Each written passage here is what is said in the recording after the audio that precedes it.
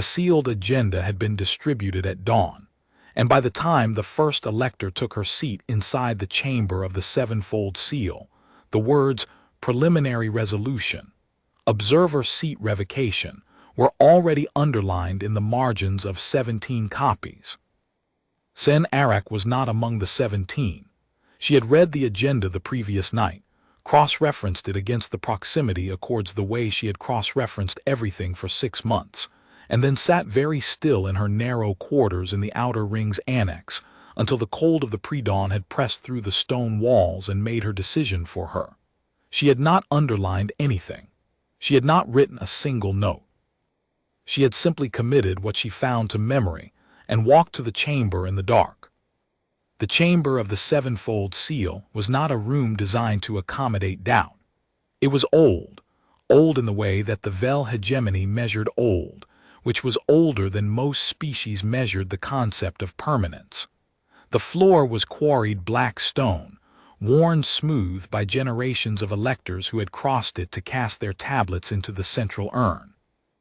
The ceiling rose to a vault of arched ribs, each rib carved with the name of a sovereign who had been selected in this room, beginning with names so ancient that only archivists could parse them. The 7 seals were set into the floor around the urn in a ring, interlocking circles of inlaid silver and copper, their patterns the original notation of the hegemony's founding compact. The room had no windows. Light came from vertical panels of polished selenite in the walls, which caught the building's internal illumination and scattered it into something that looked almost like sunlight, but was not quite. Senne took her seat in the 4th tier, junior section, outer rings delegation. 47 other electors settled around her. At the floor of the chamber, in the single non-voting seat positioned at the edge of the eastern margin, far from the urn, close to the sealed doors, sat the Earth Observer. Her name was Sira Voss. She was 27 years old, which Senne knew from the Conclave's official registry, and she had held the observer seat for 14 months. She was small, as humans often appeared against the chamber's scale, and she wore the subdued gray and blue of Earth's diplomatic corps, no insignia, no rank markers, nothing to suggest she had brought anything with her except attention. She had a document case on her lap. Both hands rested on top of it. She was not reading. She was watching the senior arbiter take his position at the urn. Senior Arbiter Chel Vassoth was 73 and had presided over 11 grand conclaves. He carried himself like a man who understood that his authority was not a costume but a geological fact. He raised his speaking wand, a thin rod of black glass tipped with selenite, and the chamber stilled. "The conclave of sovereign succession is now in full session," Vassoth said. "The primary agenda item is the selection of the Vel hegemony's next sovereign. Before we proceed to that selection, the conclave has registered one preliminary resolution. Resolution 1, the suspension of Earth's observer seat under Article 9, Section 3 of the Chamber Protocol, effective upon ratification." 46 of the 47 electors showed no reaction. Most had known since the agenda was distributed. Several had authored the resolution. It was presented as a housekeeping measure, a tightening of the observer seat's terms, long overdue, to be handled cleanly before the new sovereign was named so she would not inherit the arrangement. Senne watched Sira Voss. The human did not react. She was looking at the senior arbiter with an expression Senne had learned to identify over 14 months of watching her in the chamber. Not blank, not careful, but genuinely settled, like a person watching weather that had already passed. Vassoth continued. Article 9, Section 3 requires a 2/3 majority of the full conclave. There are 48 voting electors seated. A 2/3 majority is 32.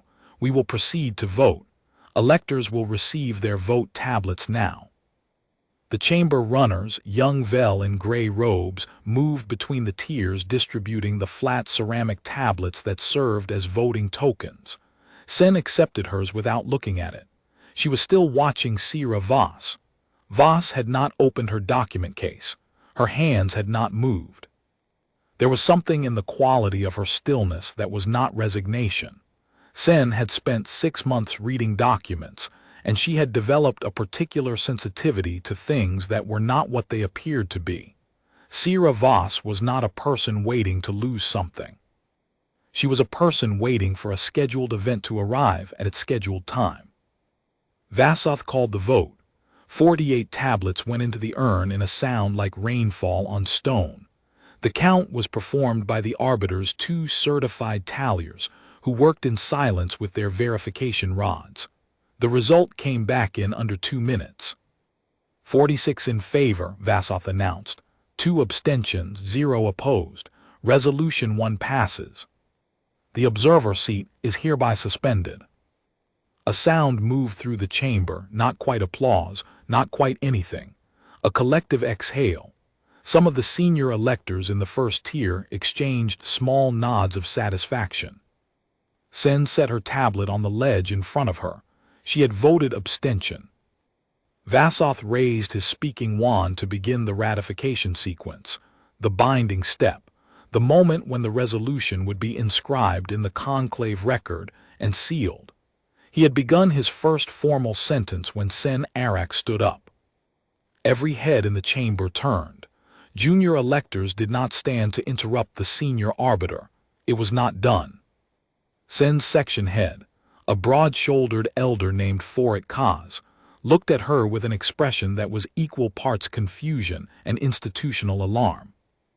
"Elector Arak," Vassoth said. His voice was not warm. "You are recognized." Senne's mouth was dry. She had rehearsed this in her quarters at midnight alone, speaking to the stone wall, and it had sounded cleaner then. "Senior Arbiter," she said, "before the resolution is inscribed, I request that the Accords Registry be checked against Article 14 of the Proximity Accords, specifically the counter-signature provision." The silence that followed lasted 4 seconds. Senne had counted. Vassoth's expression did not change. The Proximity Accords govern external diplomatic relations between the hegemony and Earth. They are not part of Chamber Protocol. They govern Earth's observer seat, Senne said, which is what the resolution affects. Article 14 specifies that any revocation of observer status, including temporary suspension, requires a filed countersignature from Earth's designated diplomatic liaison, confirmed no fewer than 90 days prior to the vote. The provision was included in the original Accords text. It has never been amended. The silence that followed lasted considerably longer than 4 seconds. Forit Kaz leaned toward the elector beside him and said something in a tone too low to carry to the tiers, but the movement of his jaw suggested a word that the chamber of the Sevenfold Seal had never been designed to hear from a section head. 3 of the senior electors in the first tier had opened their personal copies of the Accords simultaneously. The shuffling of document sheets was the only sound in the room. Vassoth did not open any document. He was looking at Senne with the focused attention of a man reassessing something he had filed as settled.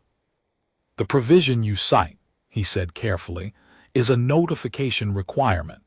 It obligates Earth to acknowledge that revocation is under consideration. It does not grant Earth veto authority over the Conclave's internal proceedings. It obligates Earth to file a countersignature confirming that awareness," Senne said. "Without that countersignature on record, the revocation vote has no procedural standing under Article 14. The vote is without standing." "Has such a countersignature been filed?" Vassoth asked. The question was directed, technically, at the Conclave's registry officers, who managed the formal records. Both of them were already moving through their document stacks with the speed of people who have just realized they may have missed something important. Their search lasted 40 seconds. At the end of it, the senior registry officer looked up with an expression Senne had only seen once before, on the face of a logistics coordinator who had discovered a navigation error 12 hours into a transit. "There is no countersignature in the Conclave's registry," the senior officer said. Vasoth's posture relaxed by a fraction. Then, he said, the condition has not been met, and the resolution may proceed to. The condition may have been met outside the Conclave's registry, Senne said. Article 14 specifies that the countersignature must be filed with the hegemony's diplomatic office, not exclusively with the Conclave. The filing path runs through the diplomatic office first. The registry officer looked at his colleague. His colleague looked at a different stack of documents. The diplomatic office records were not held inside the chamber of the Sevenfold Seal. They were kept in a separate building, accessed by a separate staff, and they had not been consulted because the question had not, until this moment, been asked. Vasoth turned to look at Sira Voss. Everyone in the chamber turned to look at Sira Voss. She had not moved from her seat at the eastern margin. Her hands were still resting on the document case. Her expression was the same settled, unhurried thing it had been since Vasoth first raised his speaking wand. She let the silence stretch for precisely the right amount of time, not long enough to seem theatrical, long enough to seem like a person who had been waiting for a question and was now giving it the courtesy of a breath. Then she opened the document case, removed a single sheet of formal diplomatic paper, and set it on the floor in front of her seat. She did not stand. She did not speak. She did not hand it to anyone. She simply placed it on the stone floor where the chamber runners could see it, and then folded her hands back in her lap. A chamber runner crossed to the sheet, collected it, and carried it to the arbiter's station. Vasoth took the document. He read it once. He read it again. His speaking wand was still in his hand. He appeared to have forgotten he was holding it. The document was a filed countersignature from the Earth diplomatic liaison, Sira Voss, submitted to the hegemony's diplomatic office under the provisions of Proximity Accords Article 14, countersignature reference number attached. The submission timestamp was 94 days prior to today's session. 94 days. 4 days before the minimum requirement, filed 4 days before whoever had drafted the resolution had finished drafting it. Vasoth set the sheet on the arbiter's lectern. He did not look at the senior electors in the first tier who had authored the resolution, though the angle of his head suggested an awareness of their location. The countersignature is on record, he said. His voice was completely level. The condition stipulated in Article 14 of the Proximity Accords was met prior to this session. Resolution 1, as voted, cannot be inscribed and is without procedural standing. The vote is void. The sound that moved through the chamber this time was different from the one that had followed the original tally. Quieter, less like an exhale and more like the absence of one. Senne sat down. Her legs were steadier than she had expected. Forit Kaz was staring at his desk surface. The senior electors in the first tier had the particular stillness of people who have found themselves on the wrong side of a document they did not read. Vasoth recovered in the way that men of 73 and 11 grand conclaves recover, not warmly, not quickly, but completely. He raised his speaking wand again. We will proceed to the primary agenda item, he said, the selection of the Vel hegemony's sovereign. The session continued.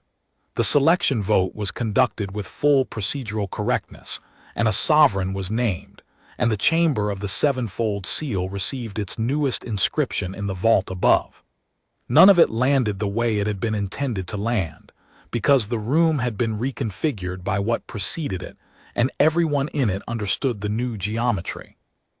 Senne did not look at Sira Voss again until the session ended and the chamber had begun to empty.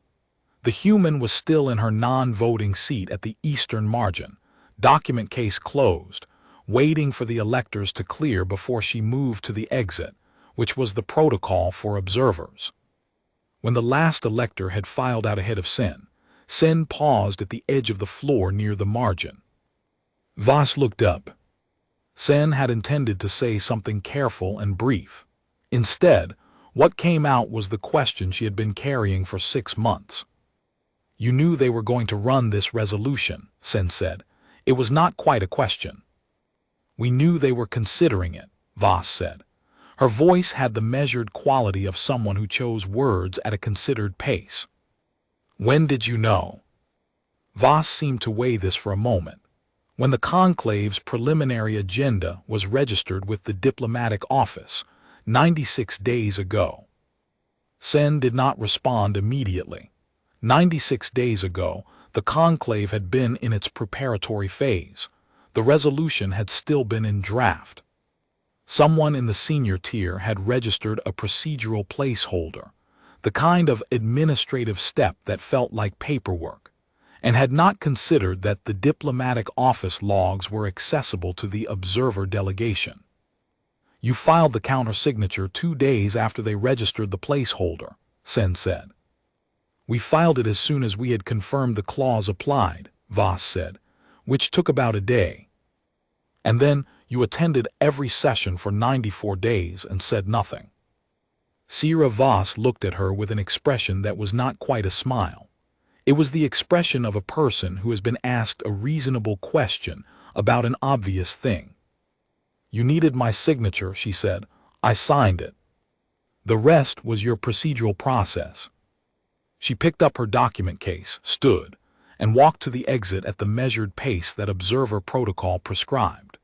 The doors of the chamber of the Sevenfold Seal opened and let in the corridor's pale institutional light, and then closed behind her, and Senne Arak stood alone in the chamber with the 7 seals in the floor and 94 days of quiet patience still hanging in the air where the human had sat. It occurred to Senne, not for the first time, that the most dangerous thing about humans was not their fleets or their treaties or their willingness to hold a line that cost them something. It was that they read the fine print before anyone else had thought to write it, and then they waited to see if it would matter. In this chamber, on this day, it had mattered. Senne walked out into the corridor and did not look back.